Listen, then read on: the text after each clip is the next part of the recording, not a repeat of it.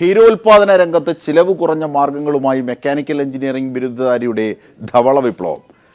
കുറവിലങ്ങാട് തോട്ടുവം കണ്ണന്തറ സ്വദേശി റൈനോ ജോസാണ് കന്നുകാലി വളർത്തലിലും പാലുൽപാദനത്തിലും വേറിട്ട വഴി സൃഷ്ടിക്കുന്നത്.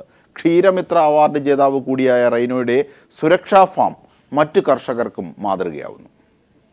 തോട്ടുവ കണ്ണന്തറ കുടുംബത്തിൽ പണ്ടുകാലം മുതൽക്കേ പശുവളർത്തൽ ഉണ്ടെങ്കിലും അതിനെ ഫാം എന്ന രൂപത്തിലേക്ക് 5 വർഷം മുമ്പ് മാറ്റിയെടുത്തത് മെക്കാനിക്കൽ ബിരുദധാരിയായ റൈനോ ജോസാണ്. 25 പശുക്കളും 10 കിടാരികളുമുള്ള ഫാമിൽ കഴിഞ്ഞ ഒരു വർഷം ഉത്പാദിപ്പിച്ചത് 15 ലക്ഷത്തോളം രൂപയുടെ പാലാണ്. ഒരു ദിവസം 200 മുതൽ 250 ലിറ്റർ വരെയാണ് പാലുൽപാദനം. കാലിത്തീറ്റയുടെ അനിയന്ത്രിത വിലവർദ്ധനവിൽ ക്ഷീരകർഷകർ പ്രതിസന്ധി നേരിടുമ്പോൾ കാലിത്തീറ്റ മിശ്രിതം സ്വയം തയ്യാറാക്കിയാണ് റൈനോ ക്ഷീരോത്പാദന മേഖലയിൽ വിജയങ്ങൾ താണ്ടുന്നത്.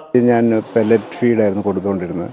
പെല്ലറ്റ് ഫീഡ് കൊടുക്കുമ്പം ഇതിൻ്റെ ആരോഗ്യ പ്രശ്നങ്ങളും ചെന പിടിക്കാനുള്ള ബുദ്ധിമുട്ടും സാമ്പത്തികമായിട്ട് മുതലാകാതെ വരുന്ന ഒരു സാഹചര്യം വന്നപ്പം ഈ ഓൾട്ടർനേറ്റ് ഫീഡ് സിസ്റ്റത്തിലേക്ക് വന്നു. അഗ്രികൾച്ചർ ഇൻഡസ്ട്രിയിലെ ബൈ പ്രോഡക്ട്സാണ് ഈ പശുവിൻ്റെ ഫീഡ്.